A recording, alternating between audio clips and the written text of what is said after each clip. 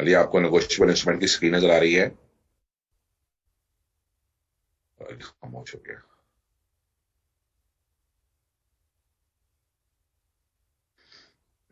असलान। जी sir, आ रही है नजर। चलिए, अगर किसी का क्वेश्चन नहीं है तो प्लीज रेज हैंड डाउन कर दें ताकि हम बात को शुरू कर सकें। अच्छा जनाब, now our next chapter is the negotiable instrument. किसी का अभी तक रेज हैंड है? Let me get the answer. हरल साहब का क्वेश्चन है जी। हरल साहब, हरल, अली हरल। सर ये पिछले चैप्टर में से एग्जांपल नंबर 71। सर ये पिछले चैप्टर में 71 करवा दें। मुझे दोबारा से इसका मतलब इसको खत्म करना पड़ेगा। अच्छा, चलो एक मिनट ठहरिएगा, मुझे न्यूज शेयर करनी पड़ेगी। Hold on, I am not being too good in that और आप लोग मुझे तंग कर रहे हैं। Where is this one? This is chapter number 9। हो गया।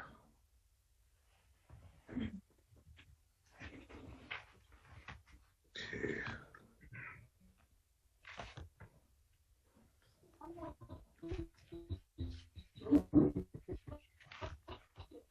जी, चैप्टर नंबर 9 आ गया नजर आप लोगों को? बेटा कौन सी कहा आपने? No sir. आप लोगों को चैप्टर नंबर 9 नजर सर आ रहा चैप्टर है? नंबर 9 की ये एग्जांपल नंबर 71 है। एग्जाम्पल नंबर 71 चैप्टर नंबर 9 की आपको सामने नजर आ यस रही है? सर, इसको और मैं ओपन कर, गुड इनफ। यकम जुलाई 2016 को आबद रिजवान और सलमान ने एक पार्टनरशिप शुरू की है और सर उन्होंने ये हर बंदे ने 2-2 लाख। 74 आ गई। हेलो, क्या कह रहे हो? सर सर अब यस सर, यस सर। यकम जुलाई 2016 को आबद रिजवान और सलमान उन्होंने अपनी एक पार्टनरशिप का बिजनेस जो है वो शेयर किया है और दे कंट्रीब्यूटेड 2 लाख रुपया। हर बंदे ने 2 लाख कंट्रीब्यूट किया। उन्होंने ये एग्री किया to share the profit in equal proportion. Okay. In addition to the capital contribution 1 lakh रुपया जो है आबद इन एडिशन शेयर कंट्रीब्यूशन उसने 1 लाख रुपया पे किया है सप्लायर को एज अ सिक्योरिटी डिपॉजिट्स और हर पार्टनर को 8% जो है कैपिटल के ऊपर इंटरेस्ट मिलेगा। However during the year firm को 80,000 रुपए का लॉस हुआ। अब कहता है ये बताएं under the provision of partnership act के अमाउंट ऑफ इंटरेस्ट जो है वो क्या पेबल है कि नहीं पेबल। आंसर में कहता है कि जहां पहला partner is entitled to the interest on the capital is required only. हाँ जी, जो हम अपने 2-2 लाख रुपए कैपिटल देते हैं इसके ऊपर जो बेटा इंटरेस्ट पे किया जाएगा ये उसी वक्त पेबल होगा, ये उसी वक्त हम पे करने की इजाजत मिलेगी जिस वक्त हमारे पास प्रॉफिट्स हैं। ठीक है, सिर्फ और सिर्फ ये है कि प्रॉफिट्स की मद में हम पहले पार्टनर्स को प्रॉफिट देते हैं as a interest on the capital और उसके बाद जो बचता है उसको फिर हम डिविडेंड के तौर पर तकसीम करते हैं। यही बात कहता है कि जो यहाँ पे इंटरेस्ट हमें पे करना पड़ रहा है कैपिटल के ऊपर ये आउट ऑफ प्रॉफिट होना है ड्यूरिंग द ईयर जो कि फर्म को लॉस हुआ है, इसलिए किसी को भी फर्म के कैपिटल के ऊपर किसी किस्म का कोई भी इंटरेस्ट नहीं मिलेगा। लेकिन मैंने आपको एक बात ये बताई थी कि कैपिटल को इंट्रोड्यूस करना एक सेपरेट चीज है, अगर कोई पार्टनर कंपनी को अपनी फर्म को लोन दे दे वो एक सेपरेट चीज है। ठीक है, और हमने लॉ में ये भी पढ़ा था कि जहां पर किसी ने अपनी फर्म को कोई लोन दिया हुआ होगा और उसका रेट ऑफ मार्कअप डिसाइड होगा तो उस रेट ऑफ मार्कअप से उसको पैसे मिलेंगे, अदरवाइज उसको पैसे 6% के हिसाब से मिलेंगे। अब जो ये 1 लाख रुपया आबद ने लोन दिया हुआ है ये कैपिटल नहीं है, कैपिटल 2-2 लाख तीनों का सेपरेट है। क्योंकि ये 1 लाख रुपया लोन नहीं है तो इस 1 लाख के ऊपर जो पैसा जो मार्कअप देना है वो प्रॉफिट की डिस्ट्रीब्यूशन नहीं है, वो तो उसको जो उसने कंपनी को अपनी पार्टनरशिप फर्म को लोन दिया हुआ है उसका मार्कअप है। हाँ, वो ये मार्कअप जो है वो लेने का हक रखता है, लेकिन जो बाकी 2-2 लाख रुपया कैपिटल के ऊपर हम लोग अपना इंटरेस्ट चार्ज कर रहे थे वो कोई भी पार्टनर जो है वो अदर देन प्रॉफिट फर्म से नहीं ले सकता। Is it clear? Yes sir. किसी और का इस चैप्टर से मुताबिक क्वेश्चन है मुझे बता दे ताकि फिर मैं इसको बंद करके तो दोबारा मैं फिर नेगोशिएबल इंस्ट्रूमेंट का चैप्टर ओपन करूं। किसी का अगर इस चैप्टर पे क्वेश्चन है कोई भी तो वो प्लीज बता दे। सर ये नीचे जो 6000 लिखा हुआ ये किस तरह है? बड़ी अफसोस की बात है यार, ये 70। 1 लाख के ऊपर 6% कितना होता है? अच्छा ठीक हो गया सर। जी, anybody else? I'm giving the time. So can I go to the next chapter? चलें जी, अब मैं दोबारा से न्यूज शेयर करने जा रहा हूं। Chapter number 10।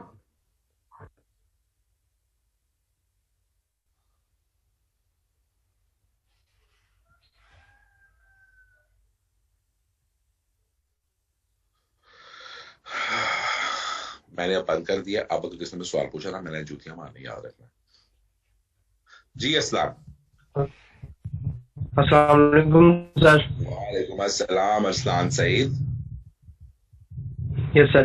सर जो हमने कल ट्रांसफर की राइट्स और सर डिसेबिलिटीज पढ़ी थी, सर क्या वो उस ट्रांसफर की थी जो कि विदाउट म्यूचुअल कंसेंट आता है अदर पार्टनर्स के? बिल्कुल ऐसा ही है सर, लेकिन जब हम डिफरेंस पढ़ते हैं पार्टनरशिप का और जॉइंट स्टॉक एक्सचेंज कंपनी का, तो सर वहां पे कहता है कि कोई भी पार्टनर विदाउट कंसेंट दूसरे पार्टनर के अपना इंटरेस्ट जो है वो ट्रांसफर ही नहीं कर सकता। देखें, इस बात को जरा समझ लें। अच्छा पॉइंट है आपका, जो बात मैं शायद कई दफा गाहे बगाहे ये कर चुका हूं, लेकिन जो कि अब आपने एक स्पेसिफिक क्वेश्चन पूछा है तो इसको मैं एक दफा फिर से मैं रिपीट करता हूं। इंपॉर्टेंट पॉइंट है। देखें, दो बातें हैं। इंटरेस्ट को ट्रांसफर करने के मतलब को आपने दो तरीकों से लेना है। एक तरीका का तो ये है कि मैं बीइंग ज़ीशान आबिद, हम तीन पार्टनर हैं, ठीक है, मैं अहमद साहब, जुनैद साहब, मैं ये कहूं कि जनाब मैं अपना आधा हिस्सा बीइंग ज़ीशान आबिद क्यूम साहब को बेच रहा हूं, और अब क्यूम साहब को जो मैं अपना आधा हिस्सा बेच रहा हूं, ये बेचने के बाद क्यूम साहब हमारे साथ बोर्ड ऑफ डायरेक्टर पे आ जाएंगे। अब हम फिर तीन शेयर होल्डर नहीं होंगे या तीन पार्टनर नहीं होंगे, बल्कि हम चार पार्टनर होंगे। इसे कहते हैं सेल ऑफ इंटरेस्ट।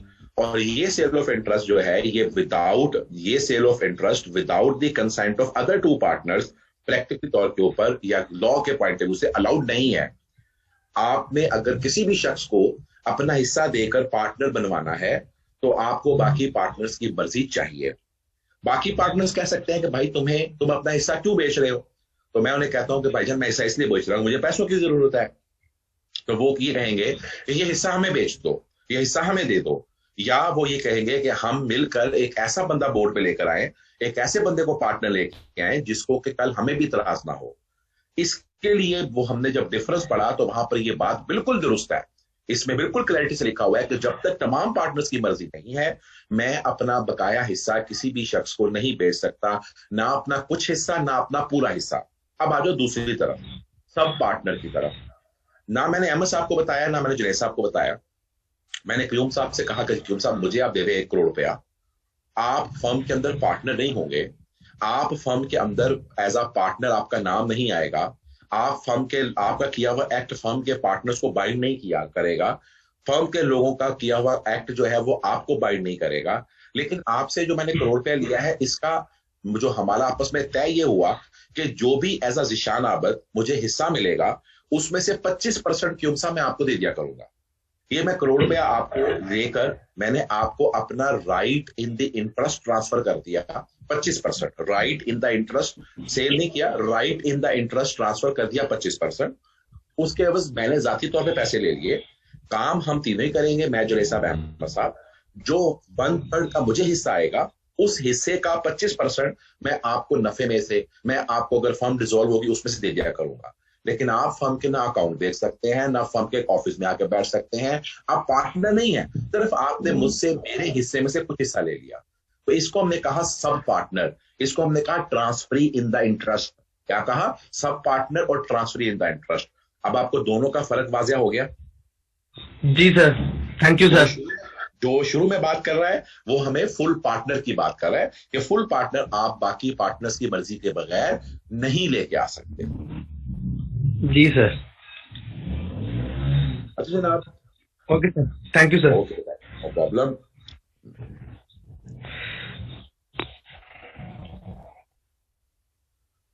अब हम शुरू करते हैं अपना next chapter, and that is negotiable instrument. Negotiable instrument का चैप्टर है, बेसिकली तौर के ऊपर ये पूरे का पूरा एक सेपरेट एनैक्टमेंट है और दैट एनेक्टमेंट हमारे पास नेगोशिएबल इंस्ट्रूमेंट के पॉइंट ऑफ व्यू से, इसके अंदर हमारे पास दो वर्ड्स हैं। एक वर्ड है नेगोशिएबल का और एक वर्ड है इंस्ट्रूमेंट का। नेगोशिएबल से क्या मुराद है और इंस्ट्रूमेंट से क्या मुराद है? अगर मैं इसकी अंग्रेजी पे जाऊं तो लफ्ज नेगोशिएबल से मुराद है ऐसी चीज जो एक शख्स से दूसरे शख्स को ट्रांसफर हो सकती हो। नेगोशिएबल से क्या मुराद है? एक ऐसी चीज जो एक शख्स से दूसरे शख्स को ट्रांसफर हो सके by delivery, that is called negotiable.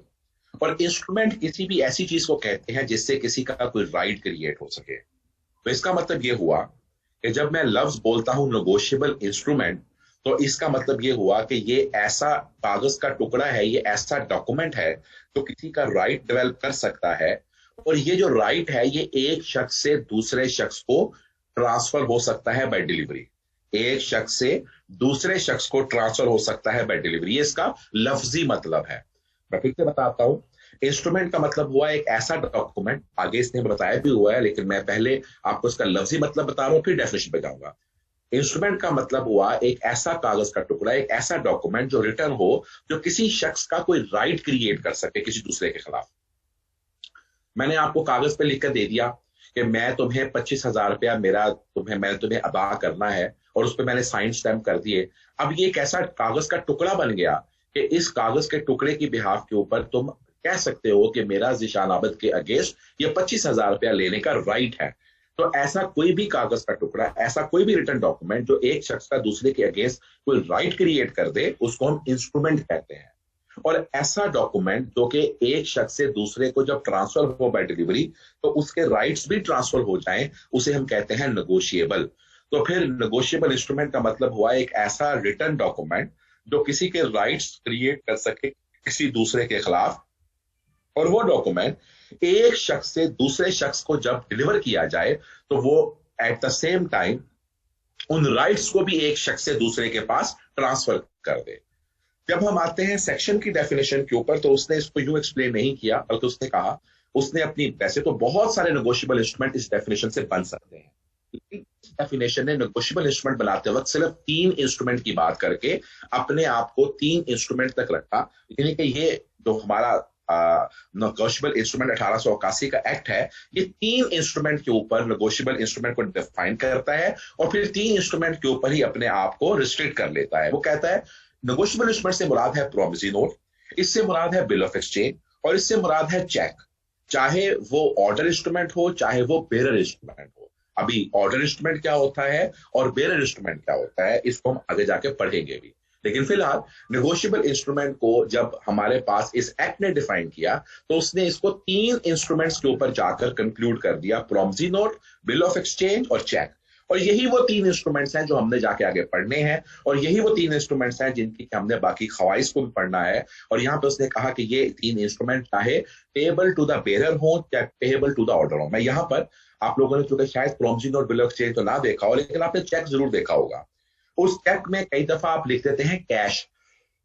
जब आप कैश लिख देते हैं तो फिर जिसके पास भी वो चेक होगा वो जाएगा और जाके काउंटर से कैश करवा लेगा, इसे कहते हैं बेरर इंस्ट्रूमेंट। ठीक हो गया? whosoever hold it वो उसका ऑनर बन जाएगा। भाई मेरे पास अगर 1000 का नोट है और वो 1000 का नोट मैं आपको दे दूं तो अब 1000 के नोट के मालिक तो आप बन जाएंगे। इसमें मुझे किसी के नाम ट्रांसफर करने के लिए कि ये ज़ीशान से इसको हमीद को दे दो, मुझे कोई ट्रांसफर का प्रोसीजर वो नहीं करना पड़ेगा, सिर्फ और सिर्फ डिलीवरी देनी पड़ेगी। मैंने 1000 रुपया मेरी जेब से निकाला, मैंने 1000 रुपया क्यूम साहब को दे दिया, अब 1000 रुपये के मालिक क्यूम साहब हो गए, तो यहां पर वो बेरर ट्रांसफर हो रहा है। ऑर्डर इंस्ट्रूमेंट या ऑर्डर ट्रांसफर या ऑर्डर पेएबल कैसे होता है? अगर एक गाड़ी है, वो गाड़ी मैंने अगर किसी के नाम बेचनी है तो सिर्फ गाड़ी की कॉपी देने से नहीं बिकती, बल्कि आपको एक कागज पर कहना पड़ता है कि ज़ीशान आबद ने ये गाड़ी हमीद को बेच दी। ऐसे ही अगर आप किसी को अपने घर की प्रॉपर्टी बेचते हैं तो सिर्फ और सिर्फ ये कहने से कि ये घर तेरा हो गया, वो घर नहीं बिकता, क्योंकि वो घर आपके नाम के ऊपर था, आपको अब उसका बयान देकर दूसरे के शख्स पे ट्रांसफर करवाना पड़ता है। इसका मतलब ये हुआ कि कुछ डॉक्यूमेंट ऐसे होते हैं, अब ये तो नहीं है कि मैंने अगर 1000 रुपए का नोट क्यूम साहब को दिया तो मैं चलूंगा चलो अभी कोर्ट में जाकर बयान दूं कि मैंने ये नोट क्यूम साहब को दे दिया। वहां पर आप इसलिए ये बयान नहीं दे रहे कि वो बेरर इंस्ट्रूमेंट है, जो कोई भी उसको सिर्फ अपने हाथ में पकड़ लेगा या जिसके पास भी वो डॉक्यूमेंट आ जाएगा वो उसका मालिक हो जाएगा। जबकि ऑर्डर जो इंस्ट्रूमेंट होता है उसके अंदर हमें दूसरे के नाम के ऊपर इसको ट्रांसफर करवाना पड़ता है, क्योंकि वो मेरे नाम पे डॉक्यूमेंट होता है, तो मुझे उसके दूसरे के नाम पर मुझे क्या कराना पड़ेगा, ट्रांसफर करवाना पड़ेगा और फिर उसकी डिलीवरी देनी पड़ेगी। तो promissory note, bill of exchange या चेक, चाहे वो ऑर्डर इंस्ट्रूमेंट के तौर पर बने हुए हो, चाहे वो बेरर इंस्ट्रूमेंट के तौर पर बने हुए हो, कानून की नजर में हम उनको क्या कहते हैं, नेगोशिएबल इंस्ट्रूमेंट। नेगोशिएबल इंस्ट्रूमेंट का जो बेटा हमारे पास रेलेवेंट लॉ है वो क्या है, नेगोशिएबल इंस्ट्रूमेंट एक्ट 1881। ये आपसे 2 अटेम्प्ट पहले एक अच्छा खासा लंबा चौड़ा एक इनेक्टमेंट था, लेकिन चूंकि वक्त के साथ साथ इसकी बहुत सारी चीजें ऐसी हैं जो कि अब इस्तेमाल में नहीं आती, तो इसको अभी बहुत हद तक शंट कर दिया गया है। Otherwise it used to be a quite big chapter. इस तरह हम पहले पढ़ते आए हैं, यहां पर भी हमें वही लेके चलना है कि सबसे पहले हम ये देखें कि नेगोशिएबल इंस्ट्रूमेंट के अपने एसेंशियल्स क्या है, उसकी अपनी एसेंशियल करैक्टरिस्टिक्स क्या है। तो आज हम नेगोशिएबल इंस्ट्रूमेंट की पहले एसेंशियल करैक्टरिस्टिक्स को देखते हैं। हमारे पास अब रेज हैंड किसी का हुआ था, अभी खत्म हो गया। अच्छा जी, नेगोशिएबल इंस्ट्रूमेंट्स की हमारे पास एसेंशियल्स क्या है, तो उसने कहा कि इसका पहला एसेंशियल, हमेशा एसेंशियल्स डेफिनेशन से निकलते हैं, डेफिनेशंस को लेके चलते हैं। उसने कहा ये या तो पेएबल टू द ऑर्डर होगा, उसने कहा या तो ये पेएबल टू द ऑर्डर होगा और या फिर ये पेएबल टू द बेरर होगा। अच्छा जी, अब हम ऑर्डर किसे कहते हैं और बेरर किसे कहते हैं, तो यहाँ पे हम कहते हैं कि promissory note, bill of exchange या cheque is payable to the order which is expressed to be so payable, या which is expressed to be payable to a particular person and does not contain the word prohibiting the transfer or indicating an intention that it shall not be transferable, it shall not be transferable, it is called payable to the order। बेटा ये definitions हैं, इनको याद करना है,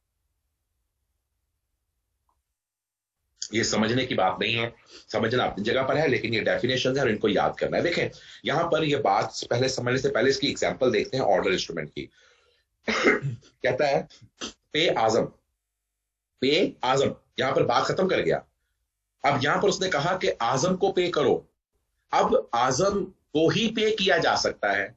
अगर आपने एक चेक के ऊपर लिख दिया पे जिशान आबद, तो वो जिशान आबद को ही दिया जा सकता है। हाँ, जिशान आबद अगर कह दे कि किसी और को दे दो, इस एग्जाम्पल में आजम कह दे किसी और को दे दो, तो फिर ये किसी और को ट्रांसफर हो सकता है। अदरवाइज अब ये जाना आजम के पास ही है, चाहे आप इसको अहमद को दे दें, खालिद को दे दें, उसे कुछ नहीं कर सकते। जाना ये आजम के पास है, आजम ने अगर किसी को ट्रांसफर करना है तो ये ट्रांसफर हो सकेगा।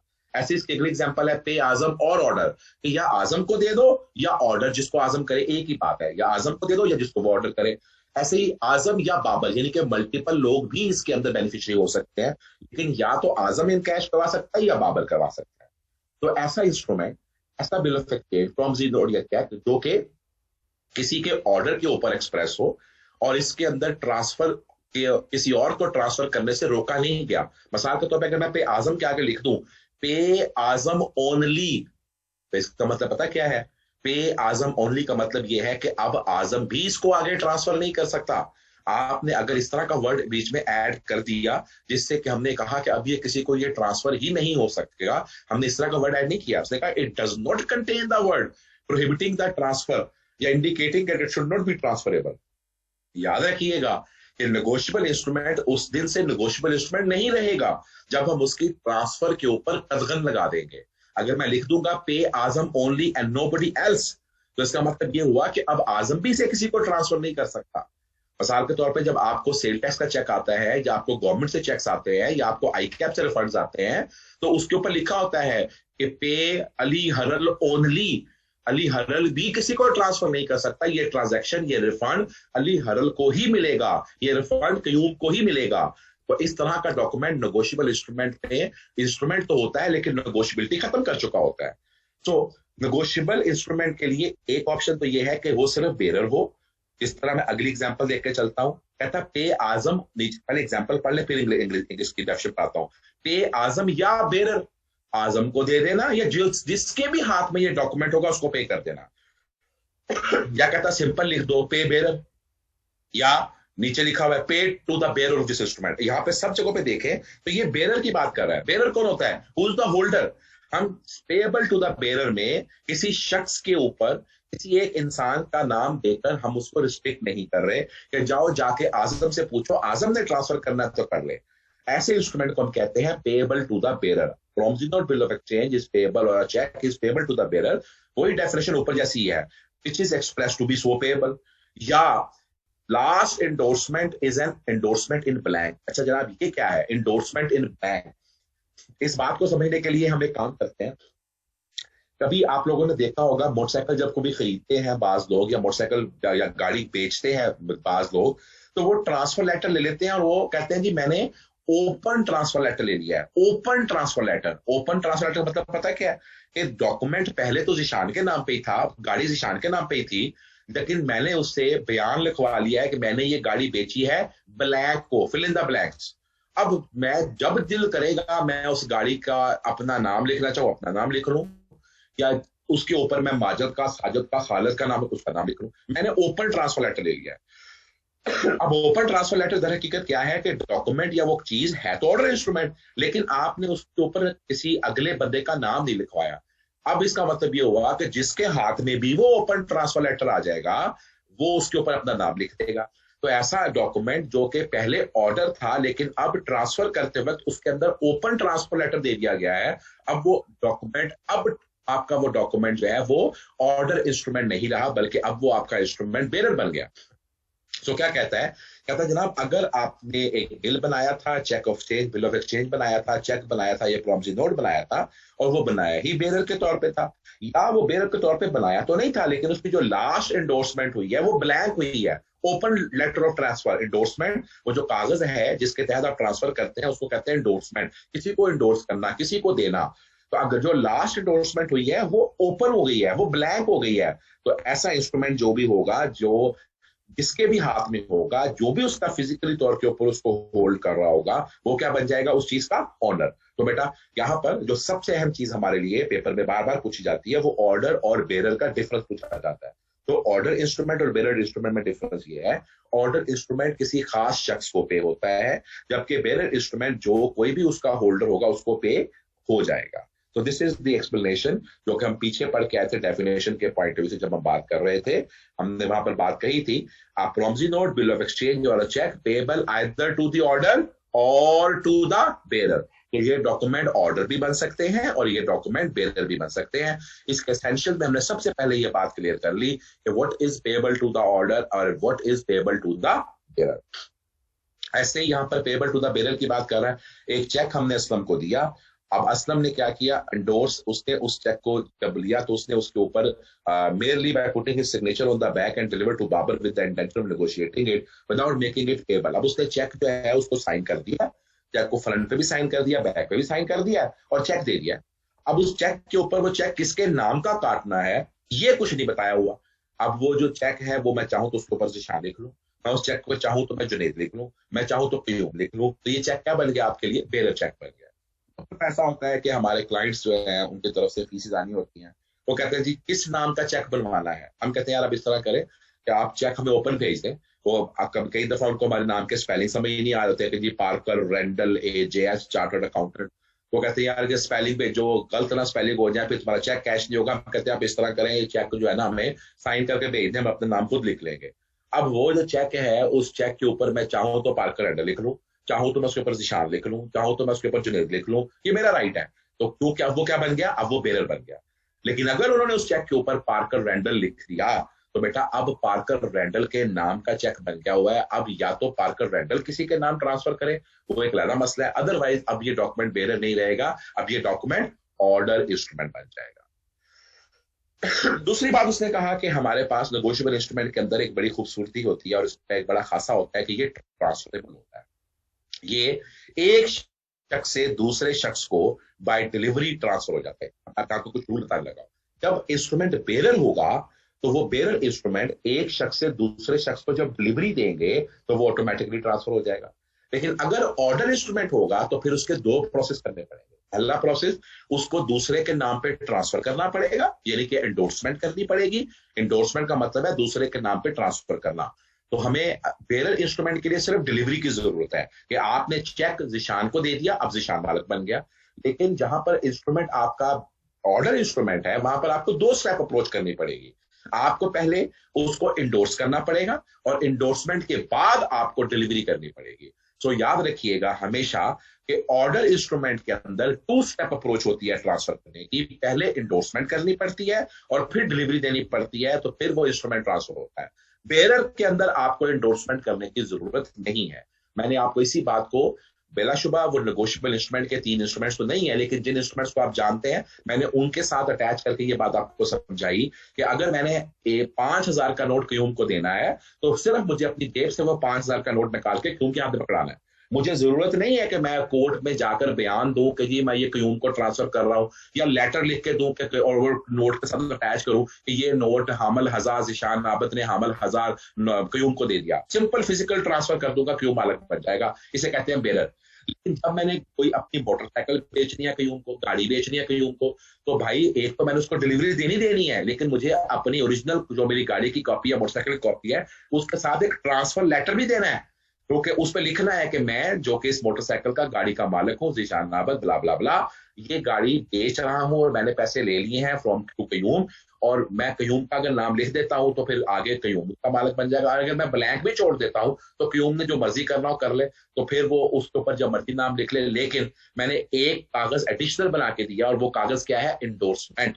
मैंने पहले वो चीज उसके नाम की, फिर उसको डिलीवरी दी, फिर वो मालिक बनेगा। अगर मैं क्यूम से कहूँ जी पैसे दे दो, ठीक है मेरी गाड़ी ले जाओ, अब वो क्यूम साहब गाड़ी चाहे 2 साल चलाते रहे, गाड़ी मेरे नाम है, और वो अगर अपने नाम, मैंने उसको लेटर ऑफ ट्रांसफर नहीं दिया, जब मर्जी मैं पेश कर लूं, जब मर्जी मैं से गाड़ी वापस ले लूं, क्योंकि गाड़ी का मालिक तो मैं हूं, कागजों के मुताबिक तो गाड़ी मेरे नाम है। तो इसलिए जब भी कोई आपके पास ऑर्डर इंस्ट्रूमेंट होगा, उसमें आपको पहले इंडोर्समेंट करनी पड़ेगी और इंडोर्समेंट के बाद वो आगे ट्रांसफर होगा। यहाँ पर उसने हमें एग्जांपल दी हुई है, कामरान ने कुछ गुड्स लिए हैं दाऊद से 15 जनवरी को, और उसने इसको बेरर चेक दे दिया 25 तारीख का, क्योंकि वो बेरर चेक है, किसी का नाम नहीं लिखा हुआ, उसने वही चेक पकड़ के आगे वकास को दे दिया। अब बेरर चेक का मतलब यह है कि जिसके भी हाथ में वो चेक होगा वो 25 तारीख को जाके कैश करवा लेगा। वकास बेशक वो चेक जाके नवीद को दे दे, नवीद बेशक अली हरल को दे दे, अली हरल से बेशक अरसलान को दे दे। भाईजान जिसने भी 25 तारीख के बाद जाके चेक लगवाना है कैश के लिए, वो उसको चेक मिल जाएगा, क्योंकि ये डॉक्यूमेंट क्या है? ये डॉक्यूमेंट आपका ओपन डॉक्यूमेंट है, ये डॉक्यूमेंट आपका बेरर चेक है। जबकि यहां पर दूसरी जगह कहता है कि अगर कमाल ने चीजें 15 जनवरी को ली हैं जमाल से और उसने उसको एक प्रॉमिसरी नोट दे दिया है जो जमाल के नाम है, तो अब अगर जमाल के लिए 2 ऑप्शन है, या तो जमाल उसके पैसे खुद रिसीव करे, या फिर जमाल उसको पहले ट्रांसफर करे, जिसको मैंने कहा वर्ड इंडोर्स कहते हैं। अगर जमाल ने वो खलील को देना है तो पहले वो खलील के नाम एक ट्रांसफर का डॉक्यूमेंट बनाए, इंडोर्समेंट का डॉक्यूमेंट बनाए, और फिर उसको वो डिलीवर करे बिल ऑफ एक्सचेंज या प्रॉमिसरी नोट। तो फिर उस बेस के ऊपर कमाल को जो पेमेंट थी या जो प्रॉमिसरी नोट था जमाल के पास, वो दूसरे शख्स को ट्रांसफर होगा। सो ये बात बार बार आ रही है और मैं बार बार रिपीट कर रहा हूं कि जो आपका बेरर डॉक्यूमेंट है वो सिर्फ डिलीवरी से ट्रांसफर हो जाता है, जबकि जो आपका ऑर्डर इंस्ट्रूमेंट है उसके लिए पहले आपको इंडोर्समेंट करनी पड़ती है और फिर उसकी डिलीवरी करेंगे तो फिर वो आपका ट्रांसफर होगा, उसके बगैर नहीं होगा। तीसरा इसका खासा क्या होता है जी नेगोशिएबल इंस्ट्रूमेंट का? It is called title of the holder in due course. अब चूंकि यहाँ पर समराइजेशन इतनी कर दी गई है, मुझे बहुत सारी बातों को खुद से एक्सप्लेन करना पड़ रहा है जो कि किताब में नहीं लिखा हुआ, उसके बगैर आपकी अंडरस्टैंडिंग क्लियर नहीं हो सकती। बेटा होल्डर 2 तरह के होते हैं, ये अपने पास नोट करते जाएं। एक होल्डर वो होता है, एक को हम नॉर्मल होल्डर कहते हैं और एक को हम कहते हैं होल्डर इन ड्यू कोर्स। अब जरा दोनों का फर्क समझ लो भाई। होल्डर, मैं आपने अब्बा जी से आपने पैसे लिए, मैं पैसों को ही अज्यूम करके चलता हूं, तो आपको अब्बा जी ने कहा ये पैसे ले लो, या मुझे किसी दोस्त ने कहा ये पैसे ले लो, या मुझे कहीं से नीचे से गिरे हुए पैसे मिल गए, या मैंने किसी के पैसे चोरी करके अपने पास रख लिए, तो भाईजान इन सारे केसों में मैं होल्डर ही हूं। जिसके पास वो पैसा है इस वक्त वो होल्डर है। होल्डर चोर भी हो सकता है, होल्डर को गिफ्ट भी मिल सकता है, होल्डर कोई भी हो सकता है, लेकिन बेटा होल्डर इन ड्यू कोर्स वो शख्स होता है जो कि आपसे आपका नेगोशिएबल इंस्ट्रूमेंट इन कंसिडरेशन ले और इन गुड फेथ ले। इन कंसिडरेशन का मतलब यह है कि उसने आपको कोई चीज बेची है, उसने आपके लिए कोई सर्विसेज की हैं और उसके इवज उसको वो इंस्ट्रूमेंट मिल रहा है। और इन गुड फेथ का मतलब यह है कि उसको नहीं पता कि ये चोरी का है, उसको नहीं पता कि ये 2 नंबर है, उसको नहीं पता कि इसके पीछे इसका अगर टाइटल में कहीं पे प्रॉब्लम है, उसको पता नहीं पता। उसने तो बिल्कुल आपको सामान बेचा और आपसे चेक ले लिया। वो बिल्कुल निर्दोष है, वो बिल्कुल इनोसेंट है, उसने सिर्फ अपनी चीजें बेची हैं, इन गुड फेथ बेची हैं, और उसके एवज आपने उसको चेक दे दिया, चाहे वो चेक चोरी का ही क्यों ना हो।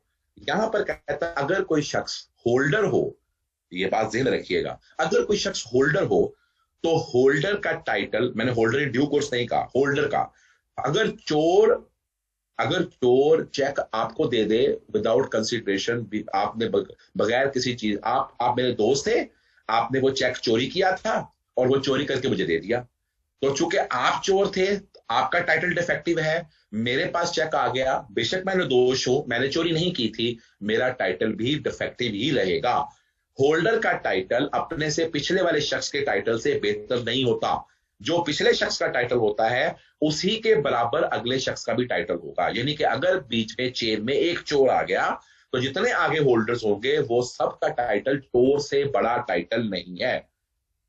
अगर एक शख्स उसके बरक्स होल्डर इन ड्यू कोर्स है, तो होल्डर इन ड्यू कोर्स को अगर एक चोर चोरी किया हुआ चेक भी दे दे तो भाईजान उसका टाइटल डिफेक्टिव नहीं है, क्योंकि वो निर्दोष है, उसने अपनी चीज बेची है, उसने अपनी सर्विसेज दी हैं और in good faith and for some consideration वो चेक हासिल किया है। तो दोनों का फर्क आपको यहां मैंने समझाने की कोशिश की है कि जो शख्स होल्डर होता है उसका टाइटल अपने से प्रेसिडेंट टाइटल से बेटर नहीं होता, लेकिन जो शख्स होल्डर इन ड्यू कोर्स होता है, अब कौन होता है होल्डर इन ड्यू कोर्स? जो कि in consideration, in good faith वो चीज परचेज, आपको कोई चीज बेचे और आपसे उसके एवज ये चेक ले, उसे हम होल्डर इन ड्यू कोर्स कहते हैं। तो होल्डर इन ड्यू कोर्स का टाइटल जो होगा वो हमेशा बिल्कुल पाक दामन होगा। ये ऐसी है जितने मर्जी गुनाह कर ले, पीटीआई में आ जाए तो अल्हम्दुलिल्लाह बिल्कुल साफ हो जाएंगे, लेकिन अगर आप नहीं आए तो फिर आप चाहे किसी भी पार्टी में जाएं, आपके गुनाह आपके साथ चलते रहेंगे। तो भाईजान होल्डर और होल्डर इन ड्यू कोर्स का फर्ज ध्यान रखिएगा। यहां पर उसने हमें एक खासा बताया है, खासा किसका बताया है, एसेंशियल किसका बताया है, हमें उसने एसेंशियल बताया है नेगोशिएबल इंस्ट्रूमेंट के अंदर जाते हुए कि जब भी कभी होल्डर इन ड्यू कोर्स होगा उसका टाइटल अगर पिछला डिफेक्टिव भी है तो उसका टाइटल डिफेक्टिव नहीं होगा। कहता अजमल ने एक प्रॉमिसरी नोट दिया है बशीर को, बशीर से वो डॉक्यूमेंट गुम गया। अब चूंकि बशीर से डॉक्यूमेंट गुम गया, वो डॉक्यूमेंट किसको मिल गया? हबीब को। Habib can not recover the amount on negotiable instrument, क्योंकि Habib cannot recover the amount on the negotiable instrument and he is not the holder in due course. But if Habib transferred the instrument to Daud and Daud become the holder in due course, as he did not know the instrument was lost, he can recover the amount on the instrument from Ajmal or all prior parties. असल में यहाँ पर ये जो बीच में document के लफ्ज लग रहा है, शायद आपको यूं लगे वो कहना क्या चाहता है। अजमल ने डॉक्यूमेंट दिया बशीर को, बशीर से गुम गया। अब जो बशीर से गुमा वो मिला हबीब को, और बशीर ने अजमल को बता दिया है, बशीर ने अजमल को बता दिया कि मुझसे डॉक्यूमेंट गुम गया। अब अगर हबीब जाके अजमल से कहे कि तेरी ऐसी की कम तैसी, मुझे पैसे दे, अजमल कहेगा कि भाईजान ये तो डॉक्यूमेंट लॉस्ट हो चुका हुआ है, मेरे पास बशीर साहब की कंप्लेंट आ गई है, आप ये पैसे मुझसे कोर्ट के थ्रू भी रिकवर नहीं कर सकते, आप वो चोर हैं, आपने वो चीज उठाकर बशीर को वापस नहीं। अब हबीब को क्या करना चाहिए?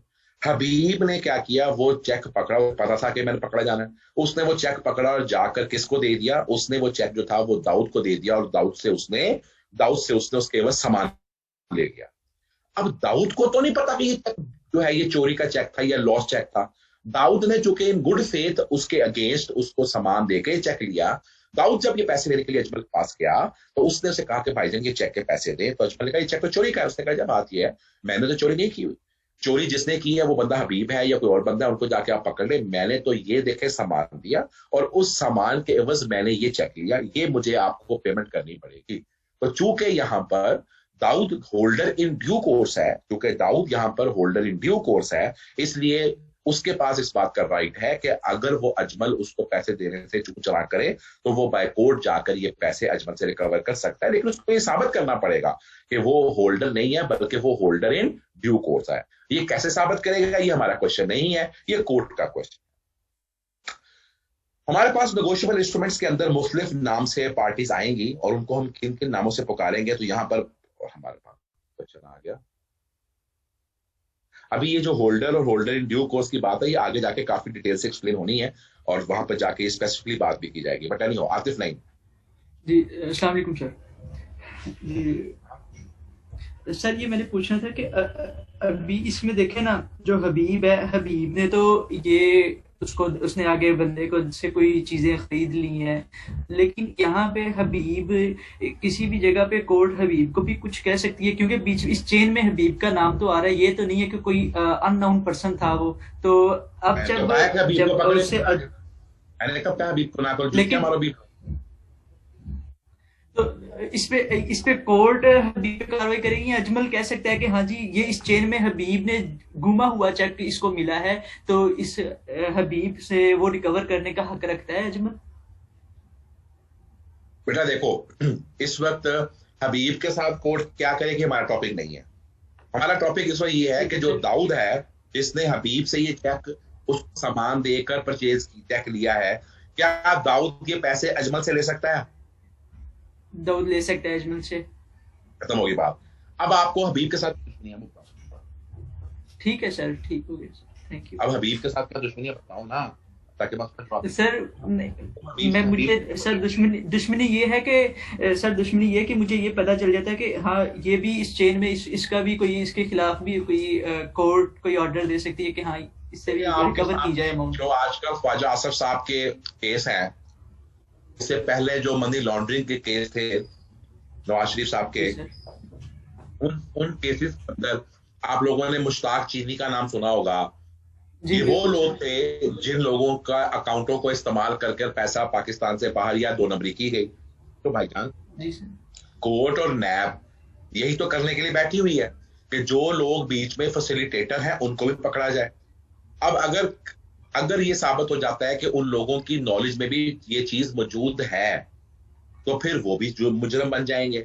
अदरवाइज फलूदे वाला या अदरवाइज जो बेचारा बंदा मर गया हुआ है उसका कसूर कोई नहीं निकला, उसको छोड़ देंगे।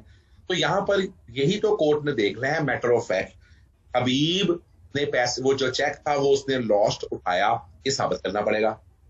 ठीक है सर। हबीब ने वो चेक जो आगे दिया ये साबित करना पड़ेगा। अब आपका कानून इतना वीक है, देखो ना कानून की बात। वो कल एक बात हम डिस्कस करते, वो आपको शायद याद हो कि वो बहुत बड़ा सियासतदान था, इधर केपीके वाली साइड के ऊपर था, पता नहीं हिंदुस्तान में था, वो जिससे वो गाड़ी, उसकी पूरी वीडियो फुटेज अवेलेबल है, उसकी गाड़ी ने टक्कर मारी और टक्कर मार के वो बेचारा जो ट्रैफिक पुलिस का बंदा था वो मर गया। सबने देखी है तकरीबन हर बंदे, ठीक है ना, हर बंदे को पता है कि गाड़ी ये चला रहा था, उसकी वीडियो फुटेज अवेलेबल है। अब आपकी कोर्ट ने उसको ये कहकर छोड़ दिया है कि इसके अदम सबूत की बिना पर बाइज्जत बरी कर दिया। जी सर। क्या करे ऐसा? ये कोर्ट सिस्टम जो है वो हबीब को कल शायद नवाज शरीफ बना दे, शायद कल इसको जहांगीर बना दे, हम कुछ नहीं कर सकते। हम तो कानून पढ़ा रहे हैं, कानून ये कहता है। ठीक है सर, ठीक है सर। मैं तो हबीब को पकड़कर हबीब के HABIB इसका H खत्म कर दूं, इसको मैं सिर्फ BIB बिब कर दूं, मैं तो इसकी फैंटी लगा के इसकी H का एक डंडा तोड़ दूं, H को डंडा तोड़ दूं। लेकिन पॉइंट इज वेरी सिंपल, ये हमारा काम नहीं है ना। हम तो सिर्फ लॉ में ये देख रहे हैं कि दाऊद की पोजीशन क्या है, हम दाऊद को देखें। तो ठीक है सर। कानून के अंदर इतने हमारे पास जो ये मैं तो आपने बात छेड़ दी है, प्रोसिक्यूशन हमारी इतनी वीक एनेक्टमेंट है प्रोसिक्यूशन की। कानून बने हुए हैं, ये जो हम पढ़ रहे हैं कानून बने हुए हैं, मैटर ऑफ लॉ एस्टेब्लिश्ड है, लेकिन मैटर ऑफ फैक्ट जो है उसको प्रोसिक्यूट करते वक्त इतने मार्जिन दे दिए गए हुए हैं कि आप कुछ नहीं कर सकते। जब मैंने आपको शुरू में पढ़ाया था, तो मैंने आपको कहा था कि एक हमारे पास क्रिमिनल लॉ होता है और एक हमारे पास सिविल लॉ होता है। मैंने कहा था सिविल लॉ के अंदर पॉसिबिलिटी और प्रोबेबिलिटी पर सजा दी जा सकती है, जी सर, लेकिन क्रिमिनल लॉ के ऊपर जब तक कोर्ट सर्टन ना हो जाए सजा नहीं दे सकती। यही पढ़ाया था, ठीक है जी बिल्कुल। अब आप ये देखो कि कैमरे लगे हुए हैं, पुलिस वाला गाड़ी के नीचे आ रहा है, वो बंदे ने गाड़ी चलाई है, लेकिन उसने वहां पे जाके एक शक पैदा कर दिया।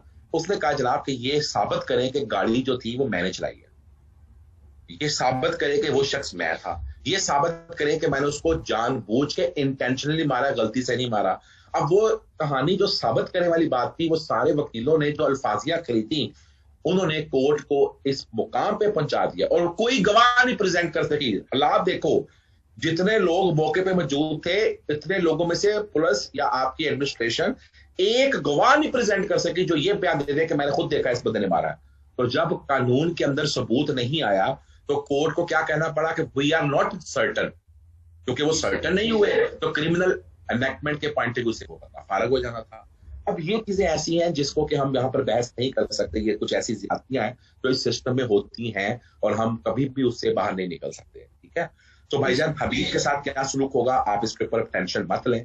हबीब तो बेचारा बहुत शरीफ ही है, चेक ही उठाया, यहाँ लोग मुल्क अरबों रुपया लूट के चले गए, लोगों को उन्होंने दिन दिहाड़े मार दिया, वो बाहर इस्लामाबाद के शहर के अंदर बैठ के बच्चे को 17 गोलियां मार के उन्होंने मार दिया, तो यहाँ पर उसका कुछ नहीं हो सका, आपको हबीब पड़ी हुई है, तो माफ कर दो हबीब को बेटा। जी सर, ठीक है, चलो माफ कर दिया हमने। अच्छा, ये अब हम देखे चलते हैं parties to the negotiable instrument. तो यहाँ पर वो लफ्ज जो हैं वो बार बार आएंगे, तो हम देख लें कि parties to the negotiable instrument कौन है। मेकर वो शख्स होता है जो कि प्रोमजी नोट या कोई भी चीज बनाता है, प्रोमजी नोट बनाता है, उसको हम मेकर कहते हैं। और जिस शख्स को हम अमाउंट देना चाहते हैं, जिस शख्स के नाम का वो इंस्ट्रूमेंट बनता है, उसको हम उसको हम पेई कहते हैं। अच्छा जी, प्रोमजी नोट के लिए लफ्ज मेकर इस्तेमाल होता है, प्रोमजी नोट के लिए, जबकि बिल ऑफ एक्सचेंज और चेक बनाने वाले शख्स के लिए लफ्ज इस्तेमाल होता है ड्रॉर। क्या इस्तेमाल होता है? ड्रॉर। और जिस शख्स के बिहाफ के ऊपर, जिस शख्स के लिए हम ये चेक या बिल ऑफ एक्सचेंज बना रहे होते हैं, ठीक है, उसके लिए हम इस्तेमाल करते हैं लफ्ज ड्रॉई, ठीक है। एक्सेप्टर का वर्ड क्या होता है? बिल ऑफ एक्सचेंज जब बनता है तो इस बिल ऑफ एक्सचेंज के अगेंस्ट हमें दूसरे शख्स से इसको एक्सेप्ट करवाना पड़ता है, उस शख्स को हम एक्सेप्टर कहते हैं। अच्छा, मैंने इसको बड़ी स्पीड में पढ़ाया है, मैं इसके ऊपर इसलिए भी बात नहीं कर रहा कि जब तक तुम लोगों को मैं प्रोमजी नोट नहीं पढ़ाऊंगा, जब तक तुम लोगों को मैं बिल ऑफ एक्सचेंज नहीं पढ़ाऊंगा, तुम्हें ये पार्टी समझ नहीं आएंगी। बट एनी एक एक लाइन की पार्टी है, इसको भी आप इतना बात समझ लें जितनी बात समझ में आती है। बनाने वाला शख्स मेकर होता है, जिसके लिए बनाया जाए उसको पेई कहते हैं। मेकर या ड्रॉर जो है हमारे पास आ गया। मेकर और ड्रॉर वो शख्स हैं जो कि बिल ऑफ एक्सचेंज या प्रोमजी नोट बनाते हैं और ये चेक बनाते हैं। पेई या ड्रॉई वो शख्स है जिनकी फेवर में बनता है। बिल ऑफ एक्सचेंज के अंदर हमें एक्सेप्टर का भी कॉन्सेप्ट बना होता है, और एक्सेप्टर जो है वो बिल ऑफ एक्सचेंज को एक्सेप्ट करने वाला शख्स, जो शख्स बिल ऑफ एक्सचेंज एक्सेप्ट करता है उसको हम क्या कहते हैं? एक्सेप्टर। यहाँ पर इसने ये देखें, यहाँ पर ये थोड़ा सा काम गलत कर गया। ये मैं जो पार्टीज टू नेगोशिएबल इंस्ट्रूमेंट है, मैं बेटा इसको अगर मैं यहाँ पर अगर मैं बना के आपको बताने की कोशिश करूं तो फायदा नहीं है। ये पार्टीज टू नेगोशिएबल इंस्ट्रूमेंट जब हम इंस्ट्रूमेंट पढ़ लेते हैं ना, तो उसके बाद मैं इसके ऊपर आना चाहूंगा ताकि फिर मजा आएगा बात पढ़ने का। ऐसे तो सिर्फ एक शायद आपको बात ना समझ में आ सके, चेक के पॉइंट ऑफ व्यू से शायद बात समझ आ जाए कि साइमा ने चेक बनाया है बैंक के ऊपर और वो पेएबल है बिलाल को। साइमा ने चेक बना के दिया है एक बैंक यानी कि एबीसी बैंक का, और बिलाल के नाम का चेक बनाया है। यहाँ पर साइमा कौन है? ड्रॉर है। ड्रॉर, साइमा चेक बना रही है, पेमेंट किसने करनी है? बैंक ने। तो फिर बैंक क्या हो गया? ड्रॉई। और पेमेंट रिसीव किसने करनी है? बिलाल ने। तो बिलाल क्या हो गया? पे। तो ड्रॉर वो शख्स जो कि उस इंस्ट्रूमेंट को बना रहा है, ड्रॉई यहाँ पर बैंक आ गया जिसके ऊपर वो इंस्ट्रूमेंट जो है वो फॉल करेगा और उसको पे करना पड़ेगा, और बिलाल यहाँ पर पेई बन गया, ठीक है। लेकिन यहाँ पर अभी मैं बाकी चीजों की एग्जांपल नहीं दे रहा, लेट्स गो बैक और फिर मैं वापस आऊंगा इसके ऊपर। यहाँ पर होल्डर की बात आ गई, हम यहाँ पर होल्डर की बात को डिस्कस कर सकते हैं क्योंकि अभी हमने मूव किया है। होल्डर इन ड्यू कोर्स का डिफरेंस, बस यही बात मैं आज तक रखूंगा और फिर बाकी बात जो है इंस्ट्रूमेंट्स को पढ़ाने के बाद वापस आऊंगा। ये याद कराना है आपने मुझे। पार्टीज जो है मैं आपके साथ दोबारा से इसको जरूर डिस्कस करूंगा जब मैं तीनों इंस्ट्रूमेंट्स आपके साथ डिस्कस कर लूँ। होल्डर कौन होता है? कहते हैं जनाब, होल्डर से मुराद है a person is called holder of negotiable instrument अगर वो ये दो कंडीशन सेटिस्फाई कर दे। ये टेक्निकल डेफिनेशन आ रही है। पहली बात, he must be entitled to the possession of the instrument in his own name। वो शख्स उस इंस्ट्रूमेंट को, उस डॉक्यूमेंट को अपने नाम पर रख सकता हो। इसका मतलब ये हुआ कि holder does not include the beneficial owner claiming through a benamidar. Holder does not include a beneficial owner claiming through a benamidar. कि जितने भी आपके ख्वाजा आसिफ के केस में भी और बाकी केसेस में भी ये सारे क्या हैं, ये बेसिकली तौर पे बेनिफिशियल को, या नैब क्या कहती है, मैं किसी को मुजरम या मुल्ज़म कहने का हक नहीं रखता, नैब ये कहती है कि इन अकाउंटों में जो ये 1.5 अरब रुपया निकला है, इसका बेनिफिशियल ओनर जो है वो ख्वाजा आसिफ साहब है, लेकिन ये पैसे उन्होंने अपने नाम पे नहीं रखे हुए बल्कि बेनामीदार के नाम पे रखे हुए हैं, अपने मुलाजमों के नाम के ऊपर, ड्राइवरों के नाम के ऊपर, दोस्तों के नाम के ऊपर। तो कहता है कि जनाब ये जब हम होल्डर की बात करके चलते हैं तो होल्डर से मुराद वो शख्स है जो कि उस चीज को अपने नाम पे लेकर बैठा हुआ है। जो बेनामीदार के थ्रू आपने पैसे रखे होते हैं उसमें आप कानून की नजर में होल्डर नहीं कहलाते। और दूसरी बात, he must be entitled to recover receive the amount due on the instrument from the parties liable under the instrument। तो मतलब दूसरी बात कहता क्या है, कहता जनाब अगर कोई शख्स ऐसा है जो कि उस इंस्ट्रूमेंट को अपने नाम पे रखने का हक रखता है या अपने नाम पर उसको चीज को अपने नाम पर पोजेस कर सकता है और फिर उस डॉक्यूमेंट या उस इंस्ट्रूमेंट के तहत जाकर अपने पैसे रिसीव या रिकवर कर सकता है, उसको हम क्या कहते हैं, होल्डर कहते हैं। इसका मतलब क्या हुआ कि bearer, the holder means the bearer of the bearer instrument.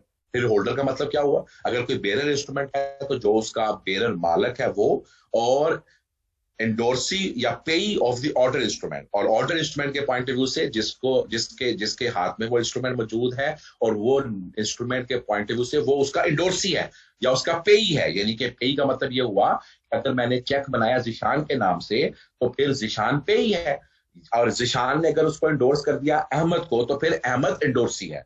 तो बेरर इंस्ट्रूमेंट में जिसके पास वो डॉक्यूमेंट मौजूद है, वो इंस्ट्रूमेंट जो बंदा उसका होल्डर है वो फिजिकली तौर के ऊपर उसको बेयर करके रखता है, उसको हम होल्डर कहते हैं। जबकि ऑर्डर इंस्ट्रूमेंट में जो पेई है, पेई कौन है, जिसके नाम का चेक बना हुआ है, तो जिसके नाम का चेक बना हुआ है वो हमारे लिए होल्डर होगा, या अगर वो किसी और को वो चेक इंडोर्स कर दे तो वो यहां पर होल्डर की डेफिनेशन को मीट करेगा। When the note, bill of exchange या check is lost and is not found या is destroyed, the person in possession of it, तो फिर जिस शख्स के पास ये गुमे हुए डॉक्यूमेंट का पोजेशन है, या bearer at the time of loss, या किसी ने जिसने अपनी कमीज वो इंस्ट्रूमेंट धो दिया, तो जिसके पास लास्ट टाइम वो जो डॉक्यूमेंट था उसको हम क्या कहेंगे, वो क्या है, वो उसका होल्डर है। अब देखें होल्डर की डेफिनेशन के साथ ये अगली बात भी पढ़नी है। टेक्निकली तौर के ऊपर पहले उसने में क्या कहा, होल्डर वो शख्स है जो उस डॉक्यूमेंट को अपने नाम पर रख सकता हो और उस डॉक्यूमेंट के एवज जाकर पैसे रिकवर या रिसीव कर सकता हो, इसको उसने होल्डर कह दिया। फिर उसने कहा इससे मुराद बेरर इंस्ट्रूमेंट के लिए जो बंदा बेरर है वो उसका होल्डर है, और ऑर्डर इंस्ट्रूमेंट के लिए जो बंदा पेई है या एंडोर्सी है वो उसका होल्डर है। फिर उसने कहा एक स्पेशल शेखदाई कि अगर आपका डॉक्यूमेंट गुम जाता है या आपका डॉक्यूमेंट आपसे खराब हो जाता है, आग लग गई, पानी में धुल गया, गाया हो गया, तो फिर होल्डर कौन होगा। उसने कहा जो कब गुम जाएगा तो फिर वो शख्स जिसके पास पोजेशन में आज वो डॉक्यूमेंट है, चोर, वो क्या बन गया, आपका होल्डर।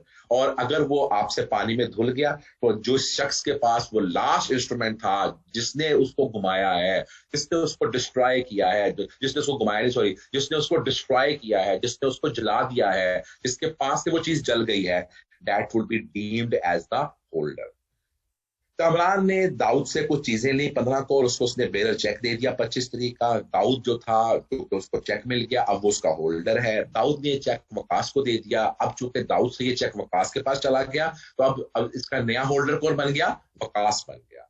तो उसने हमें यहां पर ये होल्डर की बात क्लियर करके चला। और फिर हमारे पास होल्डर इन ड्यू कोर्स की बात, अच्छा उसने पूरा आर्टिकल दिया हुआ है, मेरा ख्याल से ये डिलीट हो गया। तो उसने हमें यहां पर फिर पूरी बात होल्डर के बाद होल्डर इन ड्यू कोर्स को भी हमें पूरी बात समझाने की कोशिश की है। पहली बात, होल्डर इन ड्यू कोर्स कौन होगा, जो कि पहली बात कि वो पहले तो he must be a holder, मतलब या तो वो बेरर इंस्ट्रूमेंट के बिहाफ से बेरर हो या वो पे या इंडोर्सी हो। उसने ये चीज फॉर वैल्यूएबल कंसिडरेशन हासिल की हो, उसने ये चीज फॉर दी वैल्यूएबल कंसिडरेशन हासिल की हो। यानी कि वैल्यूएबल कंसिडरेशन मतलब क्या है कि लॉफुल और एडिक्वेट कंसिडरेशन देने के बाद, ठीक है। और बिफोर मैच्योरिटी, ये इंस्ट्रूमेंट अपनी मैच्योरिटी से पहले उसके पास आना चाहिए। A person should receive the instrument before the maturity. Maturity से मुराद ये होता है कि अगर एक इंस्ट्रूमेंट पे लिखा हुआ है तारीख 25, तो ये इंस्ट्रूमेंट 25 तारीख से पहले, जिस तरह चेक 15 जनवरी को दिया लेकिन चेक की मैच्योरिटी डेट 25 थी, तो ये चेक उसको 25 से पहले मिलना चाहिए। In case instrument is payable of demand, in case the instrument is payable on demand, Ajmal साहब मैं क्लास में मैं कॉल करता हूँ। In case the document is being payable on demand, अगर वो इंस्ट्रूमेंट ऐसा है जो कि आपने payable on demand के ऊपर लेके चलना है, तो कहता फिर he must have taken the instrument within the reasonable time of its issue। तो फिर ऐसा ना हो कि उसने वक्त से बहुत पहले बहुत पुराना कोई इंस्ट्रूमेंट आज टेकअप कर लिया और फिर आपका मसला पड़ जाएगा कि सर ये डिमांड इंस्ट्रूमेंट क्या होता है। तो ये बेटा डिमांड इंस्ट्रूमेंट भी अपने पास लिख लेंगे, आगे जाके बात आएगी। डॉक्यूमेंट जो है, ये इंस्ट्रूमेंट जो है वो कंप्लीट होना चाहिए। कंप्लीट से बात ये कि उसके ऊपर जो सिग्नेचर की जरूरत है, जहां पर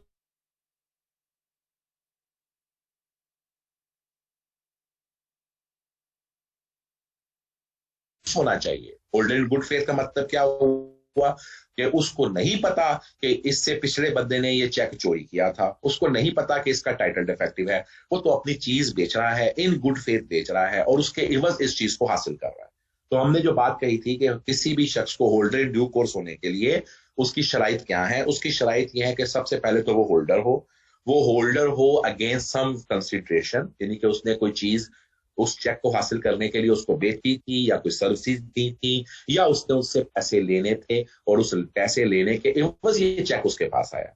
उसने वो जो इंस्ट्रूमेंट हासिल करना है मैच्योरिटी से पहले हासिल करना है, वो जो इंस्ट्रूमेंट आए वो कंप्लीट हो, कटिंग ना हो, प्रॉपर डेटेड हो, प्रॉपर उसका नाम लिखा हो, प्रॉपर स्टैंप लगी हुई हो, हर लिहाज से उस इंस्ट्रूमेंट के ऊपर जो कंप्लीशन के लिए एक कंप्लीटली ड्रॉन चेक, एक कंप्लीटली ड्रॉन प्रॉमिसरी नोट, हर लिहाज से वो डॉक्यूमेंट कंप्लीट होना चाहिए।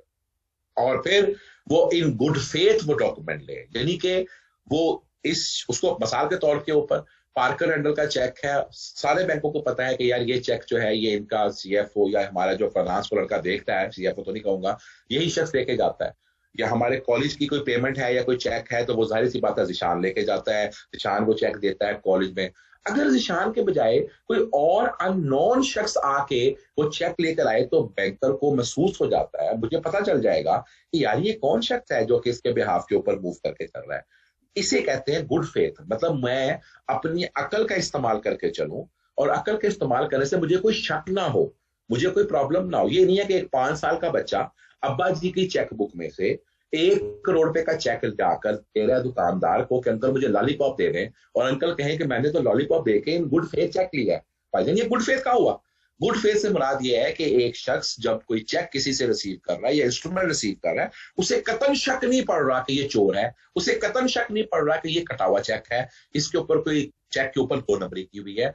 उसको एक आम ज़िहूस शख्स के मुताबिक जब उसने उस चेक को देखा तो उसको उसमें किसी किस्म की कोई इस तरह की एम्बिग्युइटी नजर नहीं आई। तो इसको हम कहेंगे कि ये क्या है, ये होल्डर इन ड्यू कोर्स है।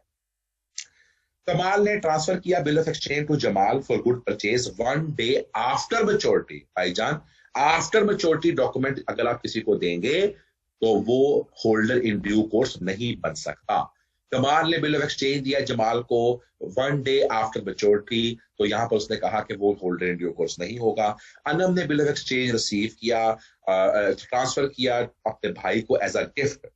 She is a holder but not holder. जब आप किसी को गिफ्ट दे रहे हैं तो ये फिर होल्डर तो बन सकता है अगला शख्स, लेकिन इन होल्डर इन ड्यू कोर्स नहीं बन सकता क्योंकि उसकी कोई कंसिडरेशन नहीं है। होल्डर इन ड्यू कोर्स एक एग्जांपल, उसने कहा बिल ऑफ एक्सचेंज दिया जमाल को, उसने गुड्स दिए थे a week before its maturity. Jamal को पता है कि इसके पास जो ये चेक मिल रहा है ये चोरी का चेक है। अब जो यहाँ पर इन गुड फेथ नहीं है, उसकी नॉलेज में था ये चोरी का चेक है। बेशक मुझे मैच्योरिटी से 1 हफ्ता पहले मिल रहा है, बेशक मेरी गुड्स के अगेंस्ट मिल रहा है, मुझे पता है इसने चेक चोरी किया हुआ है, तो भाईजान यहाँ पर फिर जमाल जो होगा वो होल्डर इन ड्यू कोर्स नहीं होगा। अजमल ने एक प्रॉमिसरी नोट दिया बशीर को, बशीर से वो डॉक्यूमेंट गुम गया, हबीब को मिल गया, हबीब को पैसे रिकवर नहीं कर सकता। ये वो पुरानी कहानी है जो हम पीछे पढ़ के आए थे। बट हबीब ट्रांसफर हो तो दाऊद उसका होल्डर बन जाएगा, अगर उसको नहीं पता। वो सेम एग्जांपल जो पीछे दी थी वो बात कर दी। यहाँ पे बात को रोक रहा हूँ। यहाँ पर जाके बेटा आप आज जाके देखेंगे कि नेगोशिएबल इंस्ट्रूमेंट की डेफिनेशन क्या है, नेगोशिएबल इंस्ट्रूमेंट के एसेंशियल्स क्या हैं, और फिर होल्डर और होल्डर इन ड्यू कोर्स क्या बेसिक जो अंडरस्टैंडिंग है। मैं कल आपके साथ नेक्स्ट लेक्चर के साथ ये अगर आप मुझे 2 मिनट और दें तो हम ये होल्डर और होल्डर इन ड्यू कोर्स का डिफरेंस भी पढ़ सकते हैं, क्योंकि कल फिर इस बात की कंटिन्यूटी नहीं बननी। तो यहाँ तक फिर आप बात को पढ़ लीजिएगा, यहाँ तक अगर क्वेश्चन होगा तो मैं आपसे मूव करके चलूंगा। पहला पॉइंट है कि होल्डर और होल्डर इन ड्यू कोर्स का, तो दोनों की डेफिनेशन है, इसलिए उसकी बात की जरूरत नहीं है। आपको दोनों की डेफिनेशन आपको पढ़ के आए हैं। होल्डर के लिए कंसिडरेशन की जरूरत नहीं होती, होल्डर इन ड्यू के उसके लिए कंसिडरेशन की जरूरत होती है। होल्डर जो है वो उसको राइट वो तमाम पिछली पार्टियों को सू नहीं कर सकता, सिर्फ जिससे उसने वो डॉक्यूमेंट लिया उसको सू कर सकता है। होल्डर इन ड्यू कोर्स जितने लोगों ने बीच में डॉक्यूमेंट ट्रांसफर किए थे उन सबको कह सकता है कि मुझे पैसे दो, ये उसको एक एडिशनल राइट है। होल्डर के लिए गुड फेथ का होना जरूरी नहीं है, जबकि होल्डर इन ड्यू कोर्स के लिए गुड फेथ का होना जरूरी है। होल्डर का टाइटल अपने पिछले लोगों के टाइटल से बेहतर नहीं होता, जबकि होल्डर इन ड्यू कोर्स वाले शख्स का टाइटल बिल्कुल पवित्र होता है। होल्डर जो है कोई भी शख्स मैच्योरिटी से पहले और मैच्योरिटी के बाद भी बन सकता है, जबकि होल्डर इन ड्यू कोर्स अभी हम पढ़ के आए हैं सिर्फ और सिर्फ किसी भी डॉक्यूमेंट की मैच्योरिटी से पहले बन सकता है, बट नॉट आफ्टरवर्ड। तो जनाब ये हमारा आर्टिकल पेपर के पॉइंट से यहाँ पे कंक्लूड होता है। नेगोशिएबल इंस्ट्रूमेंट किसे कहते हैं और उसके एसेंशियल्स क्या है, और फिर अगली बात होल्डर और होल्डर इन ड्यू कोर्स और फिर उसका डिफरेंस। बट इन चीजों को जाके आपने एक बार रिपीट करना है। कल मैं इसके क्वेश्चंस आपसे लेकर चलूंगा और हम आगे बात को लेकर चलेंगे। ये छोटी छोटी चीजें हैं, इसमें मैंने सिर्फ आपको डिमांड इंस्ट्रूमेंट नहीं पढ़ाया, और उसकी वजह ये थी कि डिमांड इंस्ट्रूमेंट जो है वो आपका ये देखे यहाँ पे जाके डिमांड इंस्ट्रूमेंट आगे आएगा, तो इसलिए मैंने उसको आपको एक्सप्लेन करूंगा जब दोबारा मूव करके चलेंगे। यहां तक अगर किसी का क्वेश्चन होगा तो आप पूछ सकते हैं। अभी किसने क्वेश्चन पूछना, you are most welcome, otherwise हम आज की क्लास को कंक्लूड कर देंगे। Anybody has any question? Okay जी, ठीक है, मैं स्टॉप शेयरिंग कर रहा हूं। यू आर मोस्ट वेलकम जी। इसको जाके इस तरीके से तैयार करना शुरू करें, और इस एनेक्टमेंट को इंशाअल्लाह ताला हम 5 से 7 लेक्चर में कंप्लीट कर लेंगे, और फिर हम दोबारा आ जाएंगे अपने